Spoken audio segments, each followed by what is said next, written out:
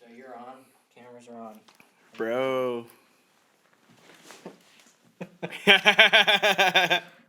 All right. So this is your first time on the podcast. Yeah, thanks for having me, man. How does it feel? Feels just like I dreamt it would. Dude, how long have we been friends?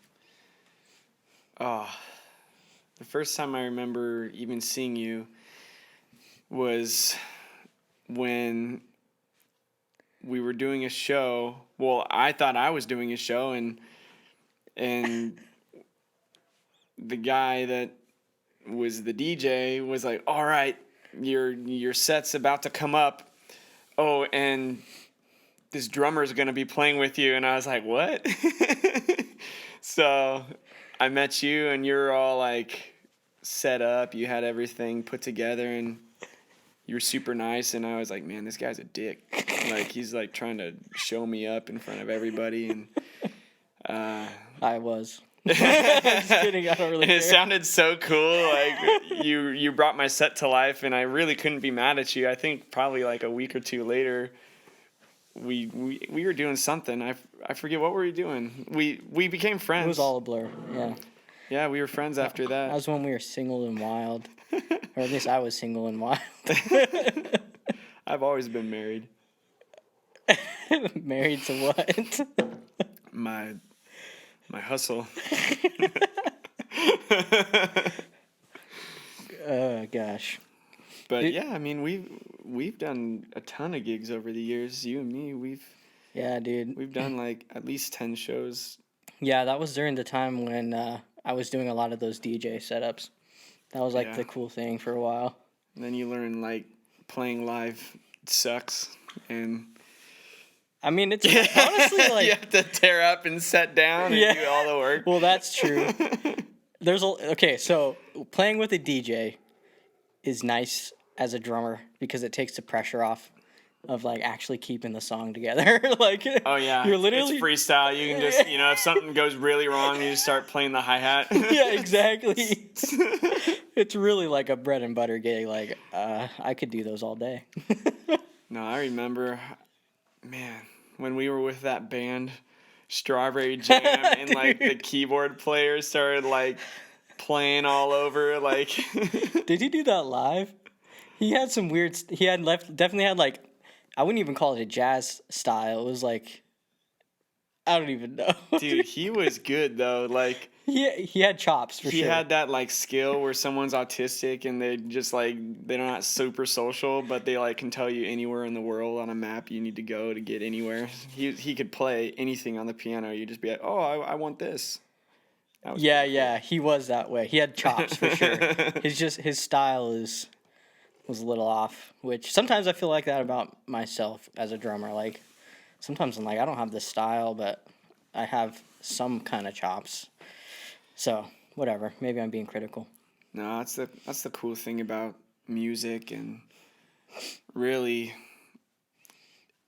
attraction in general is that there's pretty much somebody out there that's gonna love it. Yeah, that's true. You don't need to appeal to everybody, but someone is gonna marry someone. Yeah, I know, dude. Dude, that reminds me of that time because like that was the night that we went to In and Out. I don't think the night we met. No, the night we hung out with Strawberry Jam, dude. Yeah. That was cool. Was that the same dance? No. Oh, yeah, because we did like, how many did we do? We did at least 5 to 10. Yeah, we did a couple with Strawberry Jam guy. We even had that guy with the electronic kit. Do you remember? Oh, yeah. We like went to his house to practice and he had like an electronic kit. Do you remember that? Yes. He was kind of rich. Was that the one in Folsom? I think so. I don't know. He had the electronic kit that he lent us for a gig. That's not important. But yeah, I mean, we went to In and Out after a gig, and that was like, I felt so cool. Dude, that was like the top. I don't know why. I look back on that video because it's on YouTube. Oh, yeah? And That's right. I look back on it, I'm like, dude, Those are some freaking good times. Yeah, Dude. we had a really cool upbringing. I feel like our generation has the coolest growing up experience because we were like just we were just kind of, hitting that era of time where, not everything was being filmed Yeah. and people still kind of went outside and did stuff and participated. And, that's, I mean, we had a lot of human interaction, which was really nice. Yeah. I miss that. Those are some good times, man. Yeah, for sure. Our kids won't know what it's like. They'll be like, going out and doing stuff. They will if we make them. That's true. We'll just probably like freaking lock the get door on them. outside right now. When I was a kid, we lived on a cul-de-sac. Dude, that was the best. Up until fourth grade, we lived in a cul-de-sac. So like literally every day after school, we would just go out and all the kids would play together. I remember my grandma lived right down Yeah. the street from you. Yeah, that's right. I didn't never even, for those of you listening, I never even met Christian until we were in our 20s. Well, but Christian grew up like a couple houses down from my grandma, and I was there like every other day. our families had crossed paths a little bit. Yeah. Well, Jonathan, your brother, and my brother David, they were like pretty good friends in their youth. Yeah. So I remember my mom was always like going back and forth, picking up my brother from your house. Yeah, so. yeah. Yeah, that was crazy. Yeah.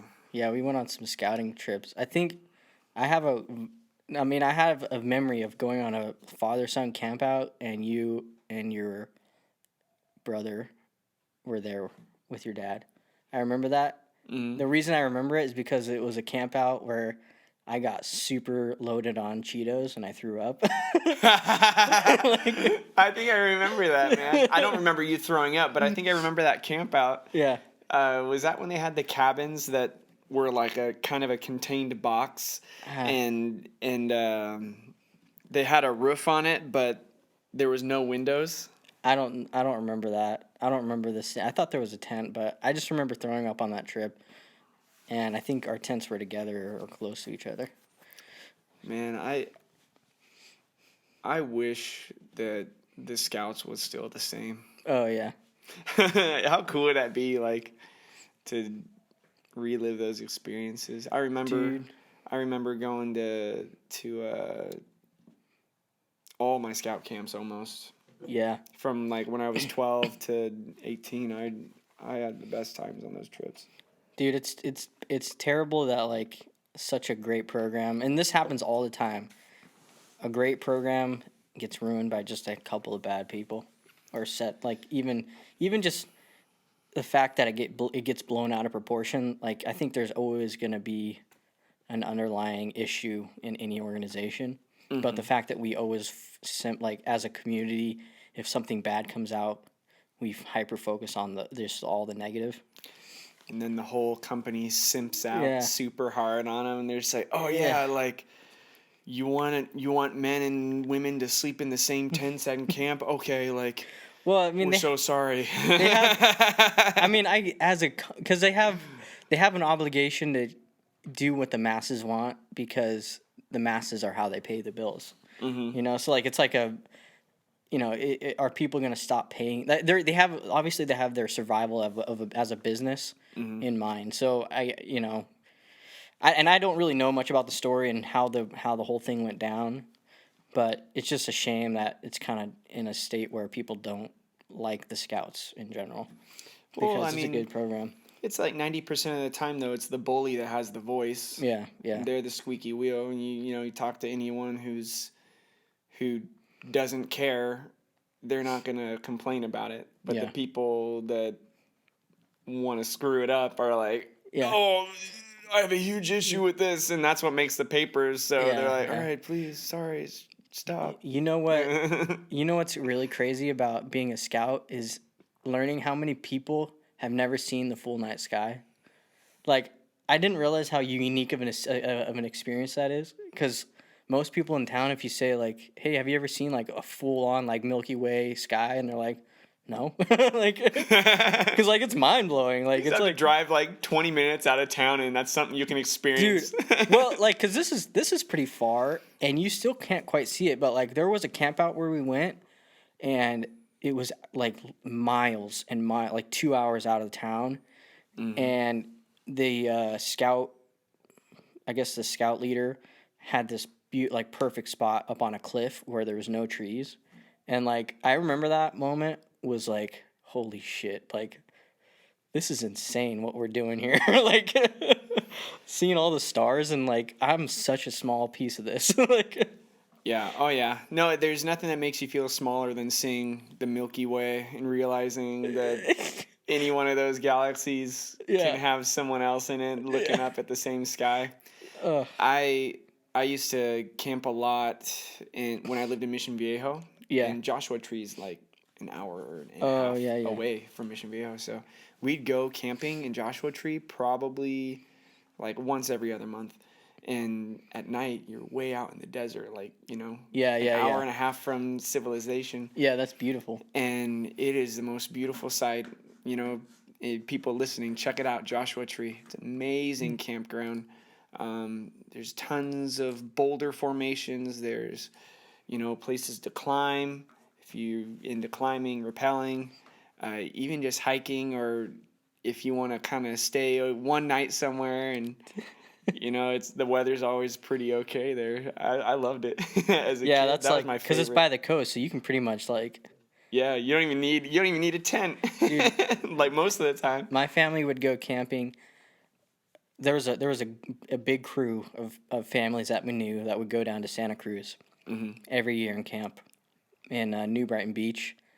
That was the funnest camp trip. And like when I got older and a little bit more confident and not so worried about what people thought, like I love just like walking around town without shoes and like in a swimsuit and just like like the totally beach bum looking like way. yeah. I mean, it was like obviously it was like a couple days of my life during the year, but it was just so nice to just let loose and just like I don't care about what people think at all. That's kind of how the beach is in SoCal too. Like, because I grew up in Southern California, and my feet were like, the Blackfoot Indians. Oh yeah. Their feet were so callous they like formed little moccasins under their feet. That's like how my feet were through all my teens, Dude. because I just never put shoes on. I used to think that was like a sign of just a badass, and I would purposely walk around without shoes just so that I Yeah. would like get to the point where I could like walk out into a field and not worry about stepping on something. No, it was cool. I mean, especially surfing and riding your bike and stuff. After a while, you literally could almost walk over anything. Yeah. It took years, Yeah. and like I put my shoes on for like 1 month when I had to get a job, and it just all went away. But while I was doing it, it was pretty fun. Yeah. I'd like go to school and I'd get sent to the office. That was fun. That's crazy. Yeah, dude, LA life. Yeah.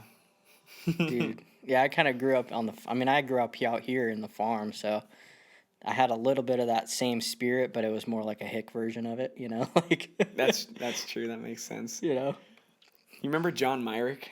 Yeah, yeah. This dude was nuts. Like he's still a really good friend of mine. John, how's it going, man?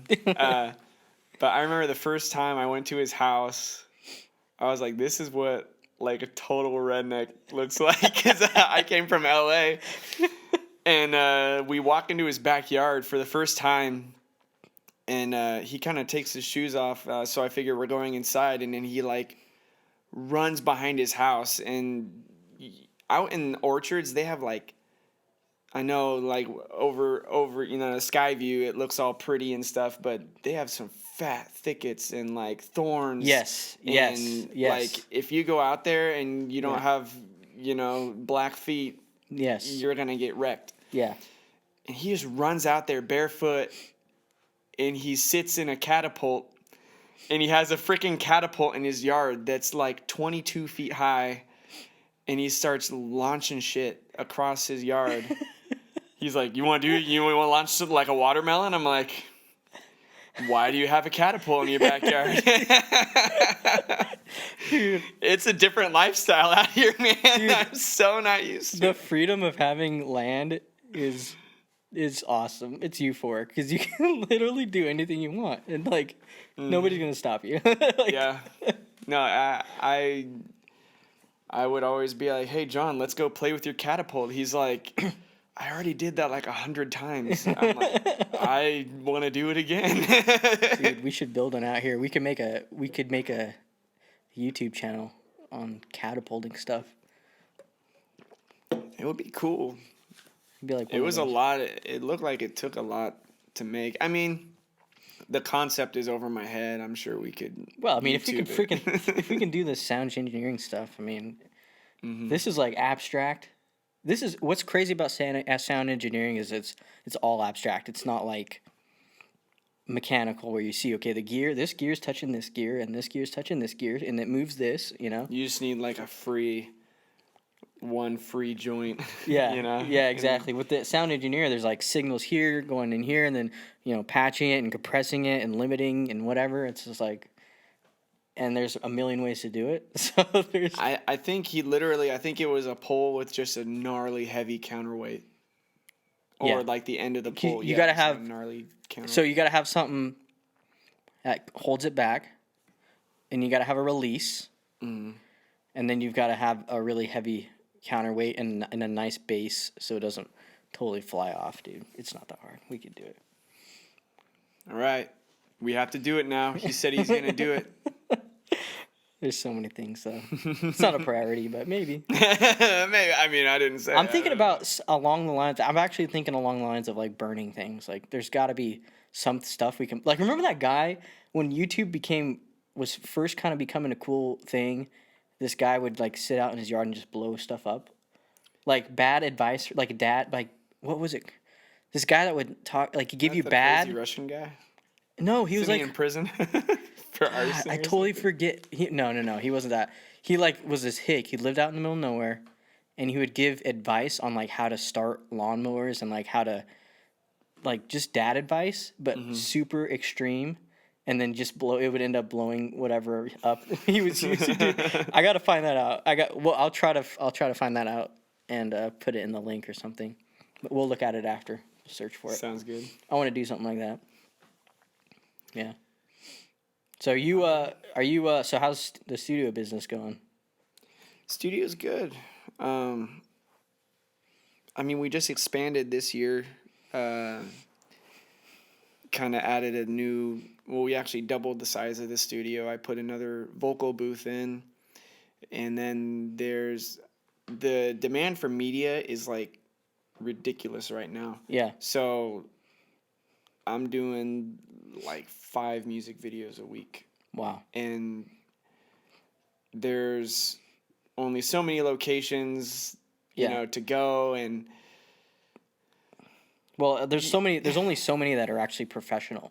yeah, There's a lot of guys doing it out of their yard, and they don't know how to put a video together. They have like, it's their backyard or where their bedroom, and you know they have some minor equipment up, but they don't have the production value. yeah, and I mean, not to toot my own horn, but I do really good video. Yeah, yeah. And I wanted a space that was about as close as you could get to a real media studio. You know, you have the big white infinity wall. I was able to replicate that with the limited space I have in the studio, which is now way bigger, but you know, everything's in perspective. So if I can have people perceive that you're filming a video on the same set that Drake filmed his last music video, Yeah. people are going to be stoked on it. Some of it, yeah, I've seen. It's pretty clean. It's a clean setup. There's a lot you can do with that spot. So you start. Let's talk about your startup, like how you began, because it's pretty cool. Yeah. You started in your room. I what? You started in your room, kind of. I mean, right? Yeah. I mean, I knew you. I'm sorry, I'm gonna interrupt you, but I knew you before even like Uprise began. So like I knew you when you were in your room, just like dicking around with toys, basically, and like trying to like, we were like miking a cajon and like making it like getting real deep into how to mic the cajon properly and shit. Yeah. He's over here like tweaking things like a micro, like he's like tweaking it by like I can't even see the dial move that much, and he's like, yeah, that sounds better. And I'm like, okay, Mike. Yeah. And then anyways from there, I guess the first step was old sack, right? Yeah, so I was screwing around in my grandma's spare bedroom that smelled like embalming fluid for the first 2 years of I was learning how to record, and after a while I was like, oh yeah, it'll be cool if I can start a studio. And my dad was like, all right, do it. I was like, all right. I don't know how to do it. And he's like, here, well, you need a studio, right? And I was like, yeah, but, I'd have to build it, and I don't really, have the materials for it. And he really kind of just pushed me into it. My dad is, like, the most amazing man in the world, honestly. He found me a really dumpy building in Old Sacramento, and he paid for 1 full year of rent, which in this location was like, I think it was like $3,000. Yeah. Okay. So he like gave me $3,000, which was like huge for me in 2017, where I was making like $100 a week working at Bel Air, and he was like, all right, make it work. He moved all my shit out of my grandma's and put it into this. It was kind of a small little studio space in Old Sac in a building that was totally derelict. Like it's condemned now. Like you can't even go inside. It's condemned, and it was sketchy even when I first moved in. But he was like, all right, you have 1 year to make it work. And if it doesn't work, do not go back to grandma's house. And I was like, I have to start a studio or else I'm going to be homeless. So I was living in the studio for, the first year. Dude, you got to tell us about who you got the space from, who the tenant was before, and like the state of the spot. Remember that? So yeah, we moved in and there was like a bunch of mannequin heads in there and like syringes and crack pipes, and it looked like something you'd see on TLC's Hoarders. It was disgusting. It was some kind of like hair salon that some lady was running, right? And like she had apparently super crazy, like her clientele was like druggies. Yeah, so like, she must have been giving haircuts to crack whores, but it was disgusting. So Christian and I dumped everything out. We threw everything out the window on the 3rd floor. That was a crazy time, bro. Yeah. we kind of, scraped the floors and put in carpet. Christian hooked me up with carpet. I mean, dude, honestly, you too. You helped me so much. Dude, it's all good. This guy, ladies and gentlemen. It's fun, man. I don't know what I'd do without you, dude. Seriously. We renovated it and we made it, a little studio setup. And then for about 11 months, I didn't do anything of that year that my dad gave me to make it work. And I had I think I had $200 left. And I was, taking Subway coupons out of the garbage can in Old Sac. And give yourself some credit. You were working and you're trying stuff. It just stuff wasn't hitting the fan. Yeah, nothing was working. Nothing I was doing was working. I was like, from my limited knowledge of marketing, I was going to, I was offering free sessions to people. People say like, oh, work for free right now, and then people will come back and pay you. It's hard to say. it wasn't working for me. Yeah. Okay. So I was like, all right, well, I have like $200 left.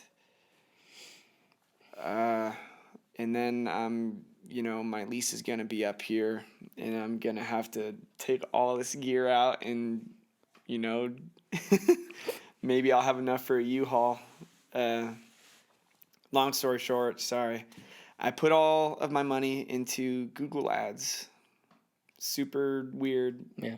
People started calling me because up until that point, people didn't know where I was. I was just kind of sitting there twiddling my thumbs. It could be Instagram ads, Facebook ads, whatever. They all kind of work about the same.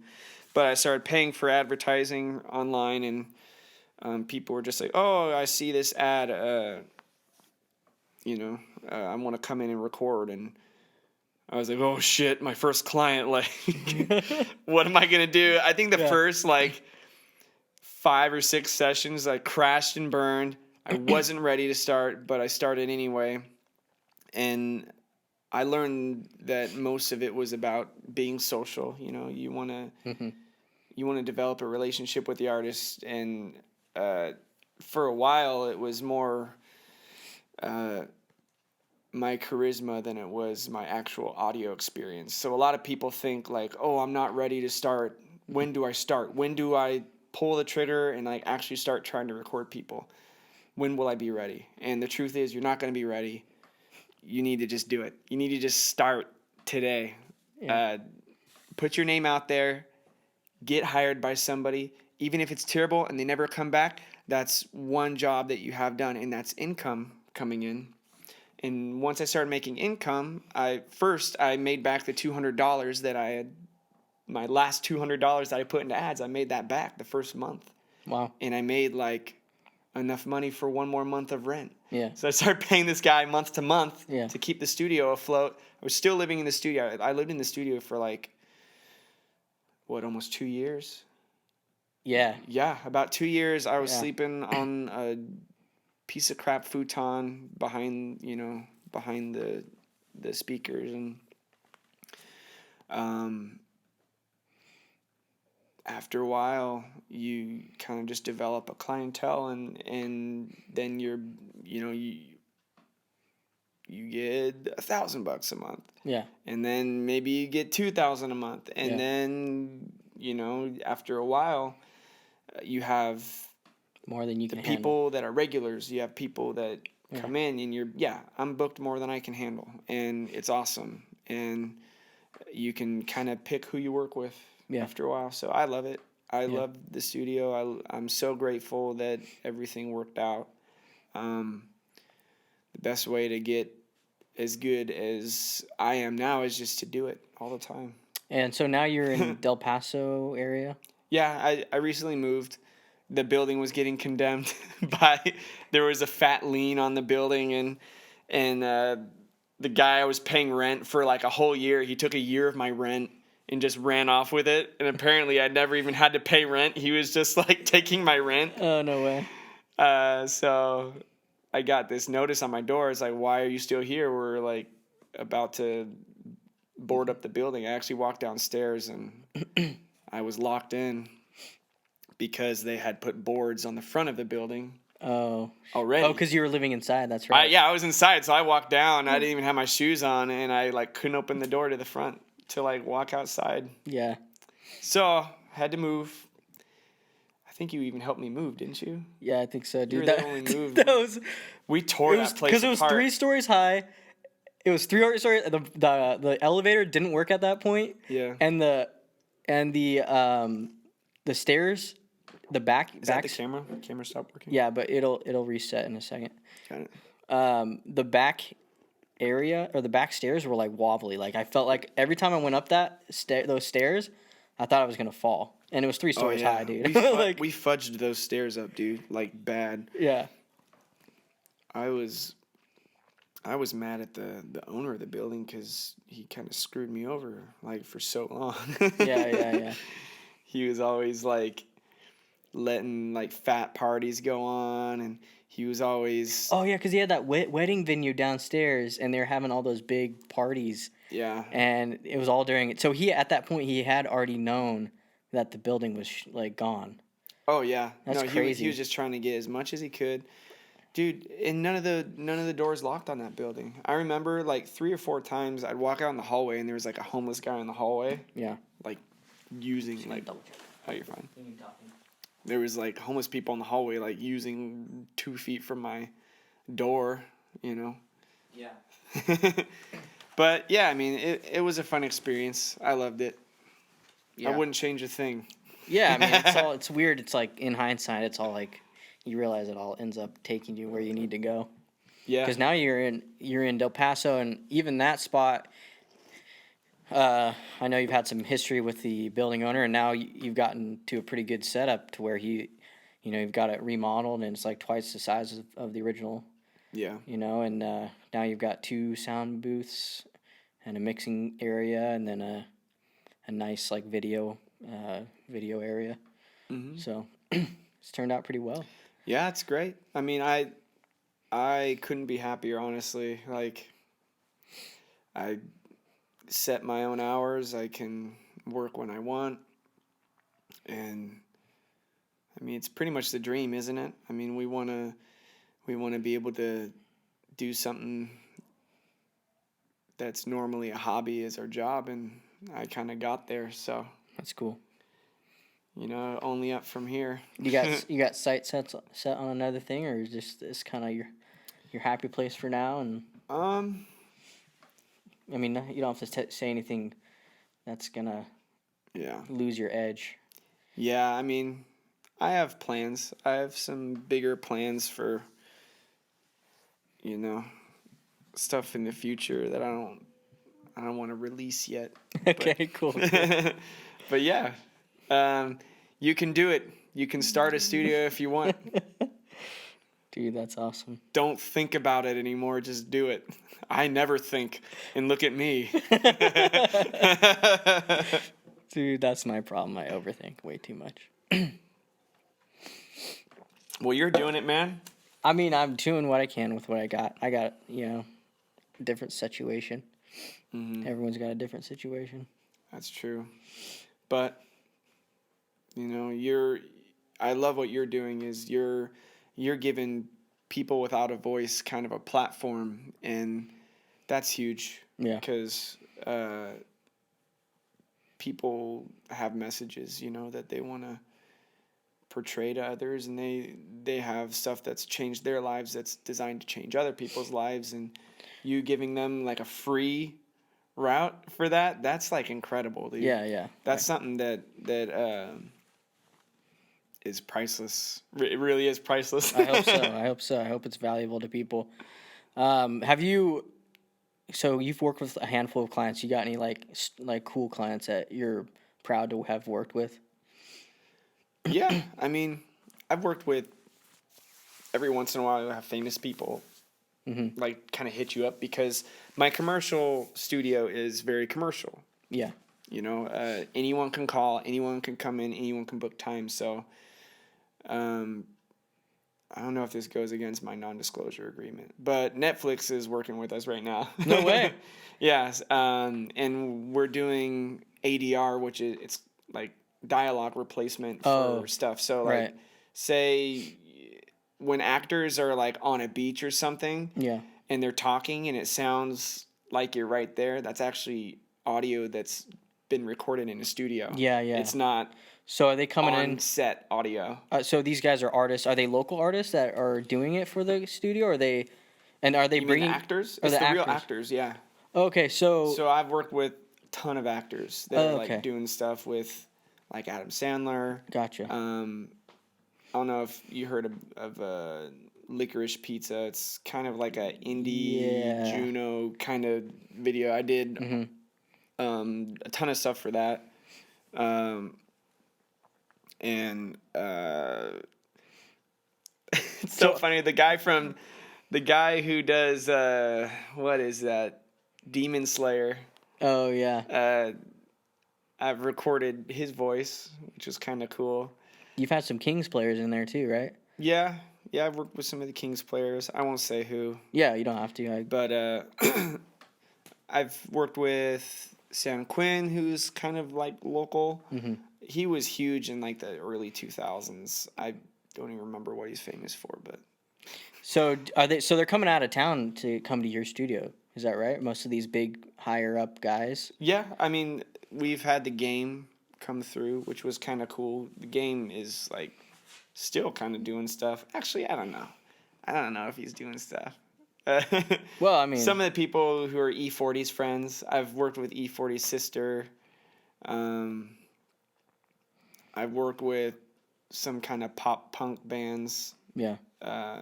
But yeah, I mean, famous, whatever constitutes famous. I mean, they're part of the industry and they're well known in the industry, which is, I mean, that's what you want, really. Yeah. Right now, I'm working with a ton of famous athletes. Really? Shelby Rogers is one of the reps for Live Cap now, which is a sports drink that I've been doing a ton of commercials for. Yeah, I've heard about them. And she's number one in the world right now. Her life? I might be wrong, but I think she's coming up on number one in the whole world. Like, what's her sport? Tennis. Oh, no way. So she's like a famous tennis player. I work with a couple famous tennis players. Nice. Is she in Sacramento? Maybe it's LA, but oh, okay. So last time I did a shoot with her, I went down to not San Jose. Nice. I went down to San Jose last time I did a shoot with her. But yeah, I mean, also famous runners, Olympians, famous ballet, people. It's awesome. Yeah. I got it. I was just doing. You were with me when we were working with the guys from Nitro Circus. Yeah. That was a sweet day, dude. That was fun. Christian and I gotta go on the mega ramp. Yeah. That was dope. That was in Boreal's Woodward. Yeah. It was their skate park, and some guy from Nitro Circus was being sponsored by Live Cap, right? Yeah. And so we got to go up there and hang out with those dudes. And yeah, they had that huge ramp, and I wasn't going down on it. I have limited skateboarding experience, so I literally just like slid down on my back just to say I went down. But yeah, I mean, that was a sweet time. You still skate? Oh man. Sometimes. I mean, I have a skateboard in my trunk that just sits in my trunk along with my golf clubs, but weren't you almost like sponsored at a certain point? No, I used to be sponsored by a local shop in Lake Forest, California. It was Focus Board Shop. That's cool. And they made really nice blank decks, and oh man, I was so good back then. How did they find you? Throw a football a quarter mile. Yeah, totally. How do they find you out there? I just kept going over there and asking them. Oh, Can really? I have free shit? Can I have free shit? Oh, no way. Yeah. Sometimes that's you. Like, all right. Sometimes you got to make it happen for yourself. Yeah. I mean, I wasn't paid like an amateur, but I was technically they amateur. just give you stuff. Yeah. So there's no payment. It just well, you get payment for winning competitions. Oh, okay.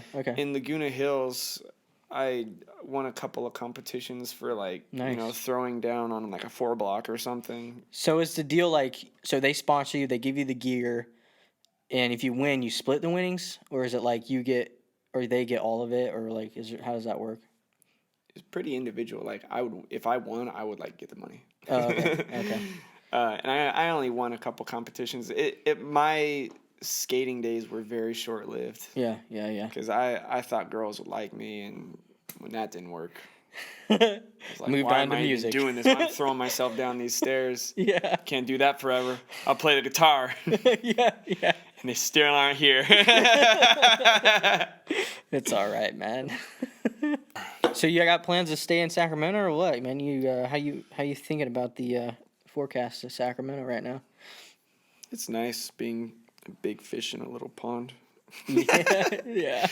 I mean, the studio scene's so saturated in LA. Yeah. I know tons of people that were going to LA and they stopped going to LA because the stuff I was doing was better for like half the cost. People jack up the price in LA. And it's Right. literally just because they're trying to pay for their like 1-bedroom apartment. Right. So I was like, well, I can have a nicer home here, and I mean, I'm like booked solid, dude. So Yeah.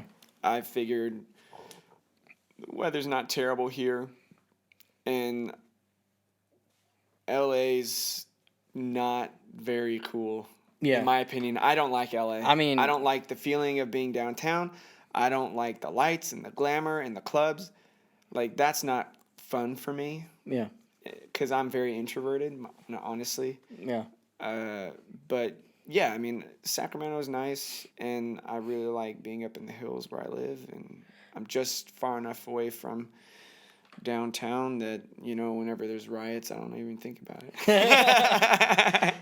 Okay, do you how big how often do you get people from San Francisco? Like, is San Francisco a market at all, or the Bay Area in general? I get a ton of people from Fairfield Oh, okay. and Oakland, Okay. because Oakland's like, technically it's like ghetto, I guess. So you get a lot of janky studios. Yeah. Ghetto okay. setups aren't good for studios. And, you know, you have these hip hop producers that's like, yeah, well, you might have worked with E40, but that's just because you're right down the street from E40, you know? Right. So people like Doesn't mean you're good. yeah. So people. like setup is crucial, and I think a lot of guys that put together a studio don't even like just where like being conscious about where the wires run, and making sure like it's a clean experience, because there's a lot of wires that can get tangled, and just like studios can get really messy, and people smoke in them and drink. Oh, yeah. And no, Oakland, like all the studios, pretty janky. There's actually, near San Francisco, there's like a multi-million-dollar studio that's really nice. yeah.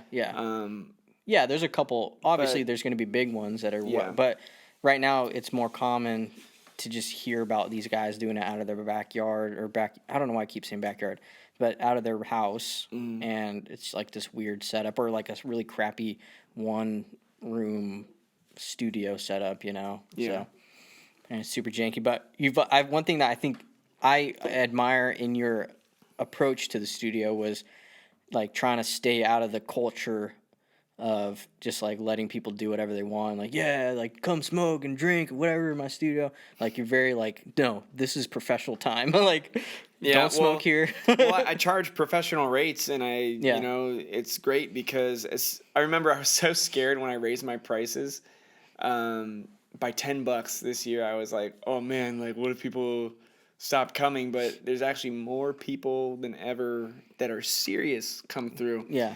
So I lost like probably the bottom 20 or 30% of the clientele, the guys that don't prepay, the guys that try to reschedule last minute, Yeah. the guys that try to, you know, get exposure as a payment. Yeah. I lost all the shitty clients, and I got brand new, amazing clients because, you know, people want to pay what it's worth. Yeah.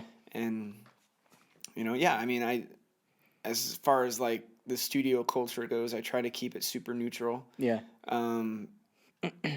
The color scheme's pretty neutral. I don't have any gnarly opinions on the walls. Like, Yeah.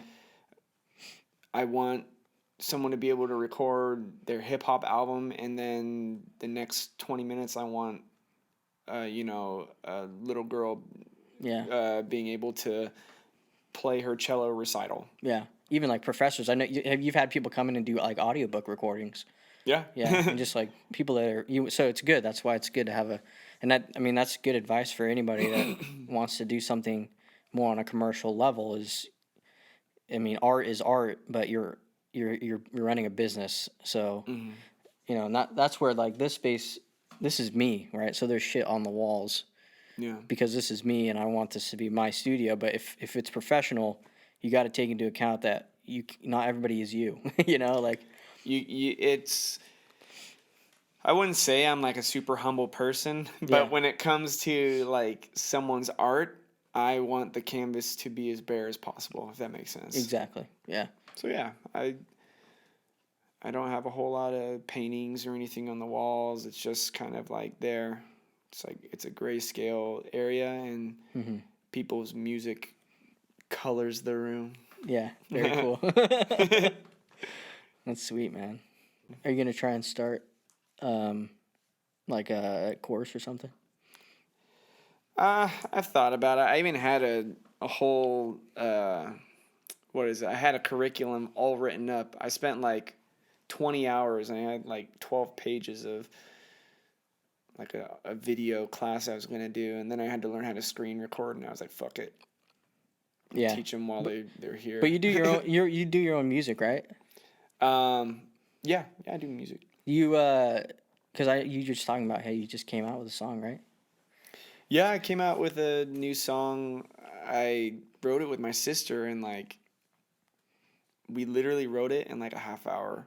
That's sweet, man. And had most of it recorded within 1.5 hours, and then the mix and master was done in like maybe 3 hours. Well, and I mean, just put it on Spotify for fun. You've got the skill to get that done fast, where it probably would have taken somebody like me a week of full-time working. Yeah, You know? no, I mean, it's one reason to use my studio. Yeah, I've seen this guy throw a song together in like 15 seconds. I'm like the fastest mixer in the world. I mean, not even mix. It's not even just mixing. Like literally, like I've seen you put songs together, like, like, Yeah. like from scratch. Well, so it's cool. I've technically done my 10,000 hours, so I'm a master. Yeah, I'm a master in my craft. Yeah, that's cool. Humbly. That's cool. So, what's the name of the song? Do you want to play it here, or is it cool if we? Yeah, we can play it. It's called "Catch My Breath." We'll dub it and everything or whatever. We'll just add it in. Unless you want to. Do you want to do it live or something? No, we can just dub it. You know, you can cut to black and play it or something. I usually put some sort of clip on top. Cool. Yeah, I mean. So what's it about? I haven't heard it yet.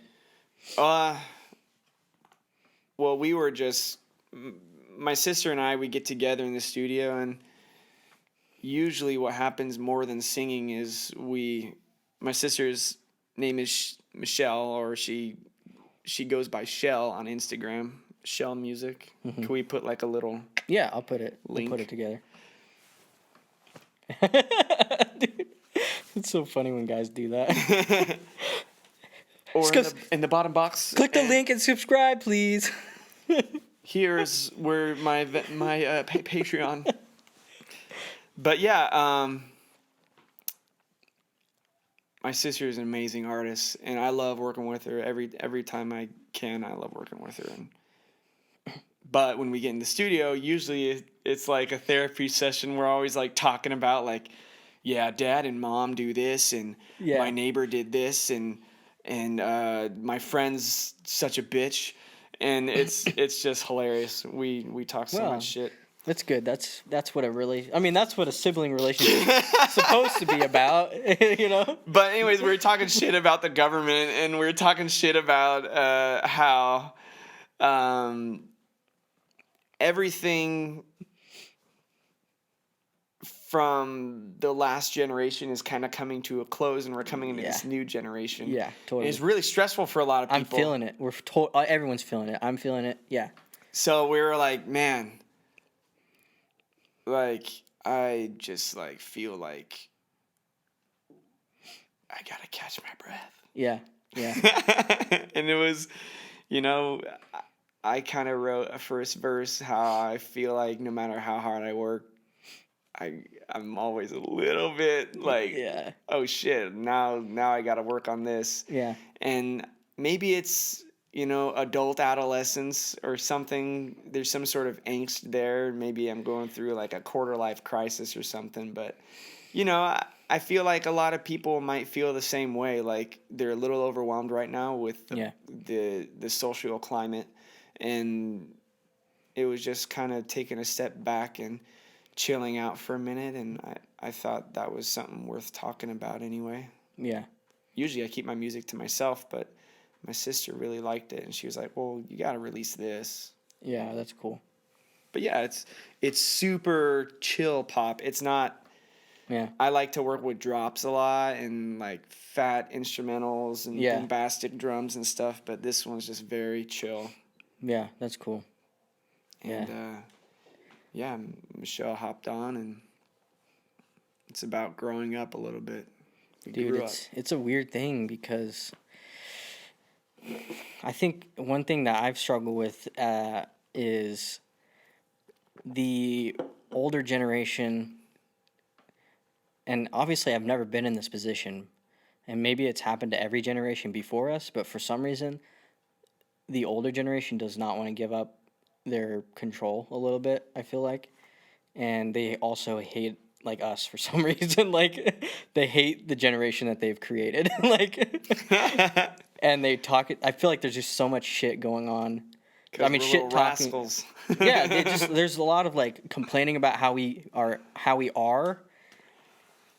while they were I don't know. You mean millennials? Yeah, millennials, sure, and that's kind of my generation. And yeah, sure, we're not perfect, and I think there's definitely some issues that stem from the boom in technology and just the climate of constant war since we were like kids, and now we're going into this crazy. We just coming out of this pandemic, and now we're going into this crazy war or whatever. Like it just kind of keeps piling on us. I'm gonna say something controversial. Okay. I don't believe in COVID. I think it's fake. Okay. All right, go ahead. That's for you. I mean, yeah, we don't have to go down that road. I think there's been enough discussion about that. I don't want to. Let's talk about something new here.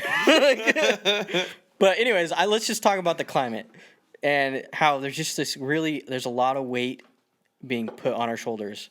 And I remember from a child, like in middle school, them talking to us about the U.S. debt and like just how shitty things are gonna get. And I was like, are you serious? Like I feel like we were literally from the like the generation before us was taught like, oh, everything's gonna be great, work hard, everything's gonna be fine. But like literally from middle school, we started getting the message like we're in debt. The U.S. is in trouble. The world is gonna end. Like global warming, all this shit. And then we grow up and we get to this point where we're like, okay, well, let's make some changes. And we try to make changes and we try to do things different. And they're like, no, fuck you. You guys are doing it wrong, and like you guys suck. And like it's like our hands are tied. I don't know what you want, guys. Like I think all the news channels are a form of reality TV for the realistic outlook kind of person. The person who's like, I don't watch Jersey Shore. Yeah. Like, I focus on important things. I watch Fox or I watch CNN or whatever you're watching that's like your fear bait. Yeah. It's just a way to get that same kind of angst Yes. and emotion. Like, that person on The Bachelor is such an idiot. I can't believe they're doing that. I'm angry. That person's like wrong about global warming. I'm angry. Yeah, yeah. It's like two sides of the same coin, in my opinion. Yeah, and it's really, the kind of division that, polar politics plays on most people's lives is very entertaining to an extent. Yeah. Like how there's that couple that loves arguing.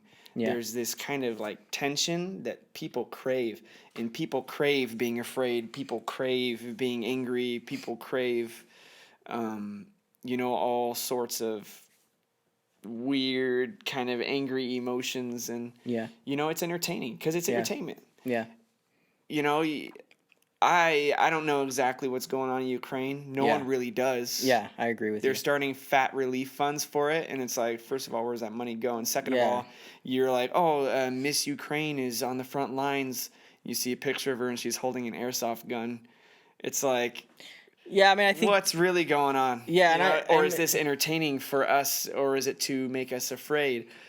It's a little bit of both. I mean, obviously, divide and conquer. You get everyone afraid, and then you can take away their freedoms. Yeah, and I think that's where it's like, that's where I don't like to talk about the specifics.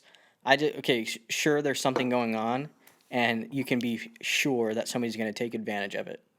right? So you can't deny that the war is happening, but you also can't deny the fact that we don't really know why it started and what's actually going on. Like as soon as someone gets shot with an AR, the liberals like jump all over it and use it to that put gun too. control. yeah. I mean, sure, exactly, and so you have to be skeptical of everything, and I know that I personally. I want to like I have kind of the heroic gene in my bones where like when I hear something's going on I'm like I got to do something about it. But I've kind of tried because now that I've gone 20 years at least knowing that the country's at war, there's bad things happening, I've gotten to the point where I realize like I feel like really there's nothing I can do. I can try. All I can do is there's something I can do that's not going to make it worse or just compound the problem. All I can do is focus on what I'm got in front of me, my life, and try to be positive or at least not add weight to the people I interact with on a daily basis. Yeah, I mean, you don't want to give in to the separation that they're trying to cause. Right, exactly. If there's someone that wants you to be separated, don't let them get your goat by being, if you're conservative, don't be a dick to a liberal. Yeah, exactly. Vice versa. Right. So it's like I've gotten there too because there's things that piss me off. Yeah. And there's freedoms that are always trying to be stripped away, which is governments become tyrannical. It's historical. It happens every few decades. Yep. And then you fight back. There's always a power struggle for freedoms, and that's normal. And I think the most important thing is that you don't let it get to you. You don't weigh into what they want. Yeah, I know, and that's the hard thing, and that's where I'm trying to get to, and I still struggle with it on a daily basis. But in theory, I believe that the best thing I can do, and I think generally anybody can do, is try to just stay where they are and focus on making the place better where they stand. Right? Well, you talked about being helpless. I think it's important if there is a difference you want to make, I mean, I think it's just sticking to your guns. Yeah. I watch JP Sears, and he's hilarious. Yeah, he's awesome. He's funny. Yeah. But he says, "I will not comply." Yeah. You don't want to be the person where this is when masks were a thing. But I remember seeing videos of people that were like trying to stand for freedom. But then they're like going against people's private policies. Right. Like, yeah, it's a mandate, but if I go into Bel Air, I still need to wear a mask because that's private property. Okay, well, what am I supposed to do then? What can I do? Shop somewhere else. Yeah. And if everyone stayed 100% true to their core values and what they believed in. Yeah. I remember there was this Jamba Juice. I went to this Jamba Juice. I'm sure there were people that were peacefully protesting and not wearing masks. Yeah. Because each franchise is different. I can't go into a Starbucks and be like, they made me wear a mask. I hate all Starbuckses. You know what I mean? Yeah. So, franchise is different. Franchises are nice because they give you the illusion that it's all one company, but it's owned by, somebody else. Mm-hmm. And so usually they have a little bit more control. But Starbucks is all private owned, so usually what they want in one is what they want in all.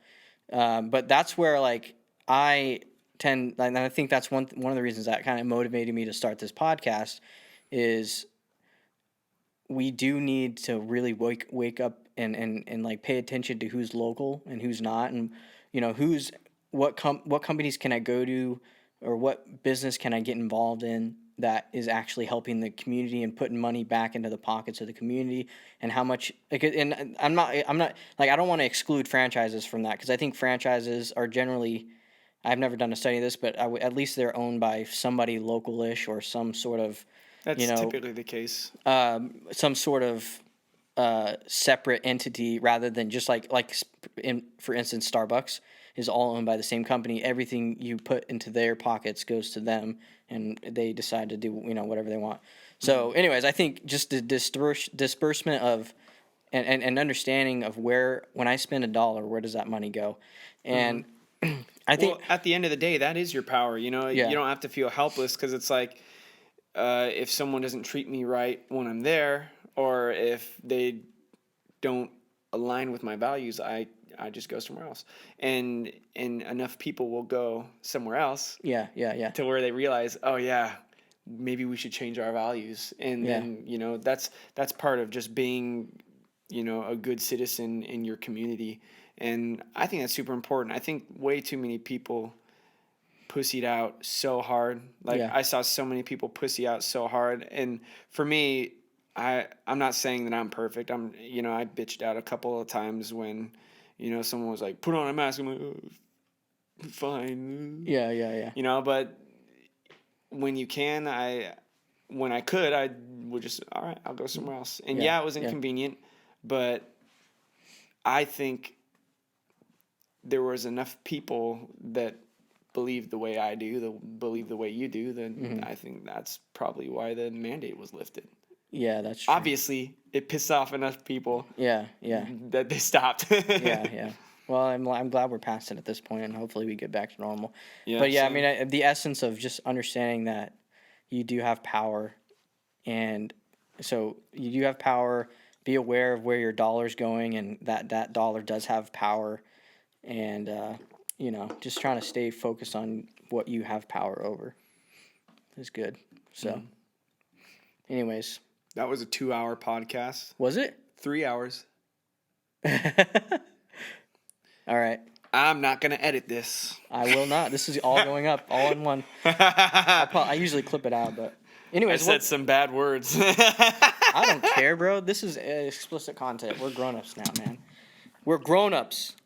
All right. All right. Well, thanks for hanging out with me. Dude, it was a pleasure, man. Yeah. You think you want to sign off with, or Uprise Sound? You got like a website or like a Instagram you want to? We'll link it below, I guess. Yeah. Right here. All right. Thanks for hanging.